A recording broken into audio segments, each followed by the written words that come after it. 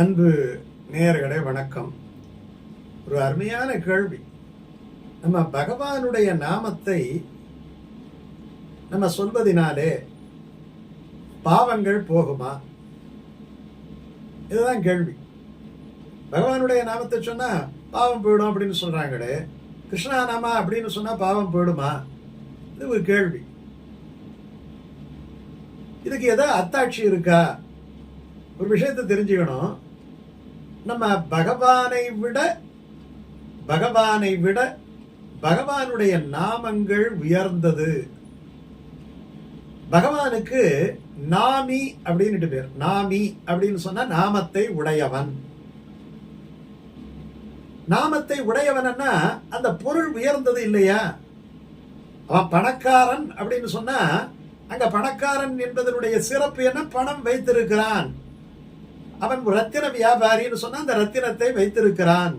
அருள் உடையவன் என்று சொன்னால் அருள் அவன் இடத்திலே இருக்கிறது. அதைத்தான் எடுத்து நமக்கு கொடுக்க போறோம். அதே மாதிரி அவன் நாமத்தை உடையவன் என்பதனாலே அவனுக்கு நாமி என்று பெயர். அப்ப நாமம் என்பது எப்படி ரத்தினமோ, எப்படி அருளோ, அதை போல உயர்ந்தது இல்லையா? நாமம்ங்கிறது சாதாரணமான விஷயம் கிடையாது. ஒரு சின்ன உதாரணம் சொல்றேன் பாருங்க. இப்போ நம்ம கேசவா, மாதவா, நாராயணா அப்படின்னு சொல்றோம். இப்ப கேசவா அப்படின்னு சொன்னா அழகான கேசங்களை உடையவன் அப்படி ஒரு அர்த்தம் இருக்கு. இன்னொரு அர்த்தம் இருக்கு. இன்னொரு அர்த்தம் என்ன அப்படின்னு சொன்னா, இன்னொரு அர்த்தம் என்ன? ரொம்ப எளிமையான அர்த்தம் தான். அதாவது கேசி என்கிற அசுரனை கொன்றொழித்தவன்.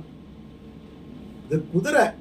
அந்த குதிரை வடிவில் இருக்கக்கூடிய இதுல பெரிய விஷயங்கள் எல்லாம் இருக்கு. நம்ம சாதாரணமா அந்த குதிரைங்கிறது ஒரு அசுரன் அப்படின்னு நினைச்சுக்கிட்டு போறோம். அப்படியெல்லாம் நினைச்சுக்க கூடாது.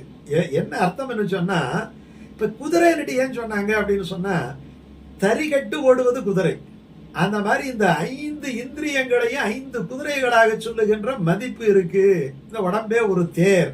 5 பஞ்ச இந்திரியங்கள், 5 ஏன்னா காது ஒரு பக்கம் இழுத்துக்கிட்டு போவோம். மனுஷன் ஏன் கெட்டு போயிடுறான்? கண்ணு ஒரு பக்கம் பார்க்குது, காது ஒரு பக்கம் கேட்குது, கால் ஒரு பக்கம் நடக்குது இல்லையா? அதாவது கருட புராணத்துல ஒரு விஷயம் சொல்லி இருக்கு. கண்ணால கெட்டது சிலது, காதால கெட்டது சிலது, வாயால கெட்டது சிலது. நுடலும் தன் வாயால் கெடும். நுடலன்னா தவுக்கடை. தவுக்கடை கொய்ன்னு கத்தும் பொழுது அந்த சப்தம் நமக்கு ஒரு மாதிரியா இருக்கு. ஆனா இதை பார்த்து குஷி அடையக்கூடியது எதுன்னு சொன்னா பாம்பா.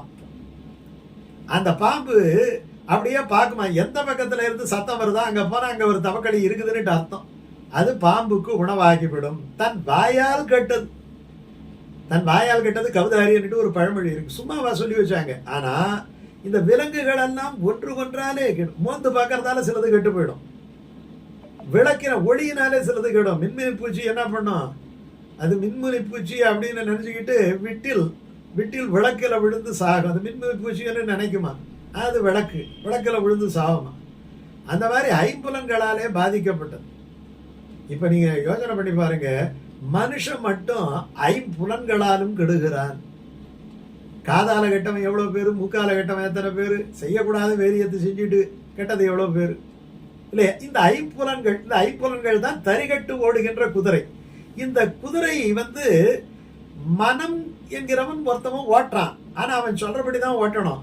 அப்ப அவனை இயக்குகின்றவன் யார் என்று சொன்னால் அவன்தான் பார்த்த சாரதி. அந்த ரதம் கரெக்டா ஓட்டியனாலதான் அந்த பார்த்தனாகிய அர்ஜுனனுக்கு வெற்றி கிடைத்தது. இவன் ரதத்துல ஏறி பிடிச்சான். 5 இந்திரியங்களையும் அவன் கட்டுப்படுத்தி நடத்தி கொண்டு சென்றான். பார்த்த சாரதினா சாதாரணமான விஷயம் கிடையாது. அந்த ஆத்மாவாகிய தேரை கரெக்டா கொண்டுட்டு போனோம் இல்லையா? அப்போ அப்படி இந்த குதிரை 5 குதிரை. நீங்க பகவத்கீதையில பாத்தீங்கன்னா பல இடங்கள்ல பாத்தீங்கன்னா 5 குதிரைகள் அடக்கக்கூடிய விஷயமா இருக்கும். இந்த பகவான் கட்டுப்படுத்துறான். நெஞ்சில இருக்கிற பகவான் இந்த புலன்களை எல்லாம் கெட்டு போகாம காப்பாத்துறான் என்று அர்த்தம். அதனால இந்த கேசி என்கிற குதிரையை அழித்தவன் கேசவன். அழகான யாரு? எது அழகு? எது அழகு? எது அழகுனா ஒருவனுக்கு முடி அழகு. முடி அழகு. வைரமுடி சேவை அப்படின்னு சொல்றோம். கிரீடம் என்று சொல்றான். கிரீடம் என்று சொல்றது ஒரு வார்த்தை. ஆனா அவன் முடிசூடி கொண்டான். அது முடி என்பது கேசத்துக்கும் பேரு, தலையில வச்சுக்கிற கிரீடத்துக்கும் பேரு. அப்போ ஒருவனுக்கு சிறப்பு என்பது அந்த முடியினாலே வருகிறது. அழகான கேசத்தை உடையவன். மூன்றாவதாக கா பிளஸ் ஈசகா கேசவான்ட்டு இருக்கு. காங்கிறது பிரம்மன், ஈசன் என்பது ருத்ரனை குறிக்கும். அப்போ இந்த 3 தேவர்களுடைய கூட்டாக இந்த இருவரையும் தன் உடலின் பாகங்களாக கொண்டு இருக்கின்றவன் இந்த பெருமாள். அதனால அவனுக்கு கேசவன் பேர். அப்போ கேசவன்ங்கிற ஒரே ஒரு நாமத்துல பகவானுடைய அத்தனை சிறப்பு நமக்கு விரியுது இல்லையா? அதனால என்ன விஷயம் சொன்னா, நாமத்தை விட நாமி உயர்ந்தவன். பாஞ்சாலி கோவிந்தா ரட்சமான் சரணாகதம் அப்படின்ட்டு கோவிந்தனை அழைக்கின்ற பொழுது கோவிந்தன் வரல, அவர் எங்கேயோ இருந்தார். ஆனா அவளுக்கு மானத்தை காப்பாற்றி கொடுத்தது திருநாமம் இரே அப்படிங்கிறார். திருநாமம் இரே, இந்த திருநாமம் அல்லவா, பகவான் வரல, பகவானுடைய நாமம் வந்தது. பல இடங்கள்ல பார்க்கணும். சும்மா அந்த அவரே நேரா போனாலும் காரியம் நடக்குமா நடக்காதோ, பேரை சொல்லி காரியத்தை எவ்வளவோ பேர் பூர்த்தி பண்ணிக்கிறாங்க இல்லையா? அவர் தான் சார் அனுப்புனாரு, அவரை அனுப்புனாரு அப்படின்னா என்ன அர்த்தம்? அங்க வெயிட் யாருக்கு? அவருடைய பேருக்கு, அவருடைய பேருக்கு வெயிட் இருக்கு. அது மாதிரி நாமத்தை விட நாமிக்கு ஒரு உயர்ந்த விஷயம் இருக்கு. இது ஒன்னே போருமே. அப்ப அந்த நாமத்தை ஒரு தரம் சொன்னாலே போருமே, அது இத்தனை தரம் சொன்னா காப்பாத்தாம இருக்குமா? அதனாலதான் ரொம்ப அழகா ஆண்டாள் சொல்றா, தூயோமாய் வந்து நாம் தூமலர் தூவி தொழுது வாயினால் பாடி மனத்தினால் சிந்திக்க போயவழையும் புகுதருவான் நின்றனவும் தீயினில் தூசாகும். பாவங்கள் எல்லாம் பொசுங்கி போயிடுமா? எப்படி பொசுங்கி போயிடும்? அடிச்சுவடை இல்லாமல் போயிடுமா? வேர்பற்றை இல்லாமல் நசித்து விடுமா? ஏன்னா ஒரு பாவமானது சரியா விடாட்டி போனா கொஞ்சம் நெஞ்ச பாவம் மறுபடி வளரும். அதனால நசித்து போய்விடும். அந்த ஆண்டாளின் வாக்கின் பிரகாரம் பாத்தீங்கன்னா நாம சங்கீர்த்தனமோ பகவான் நாம ஜபமோ சாதாரணமான விஷயமே இல்லைங்கிறத நம்ம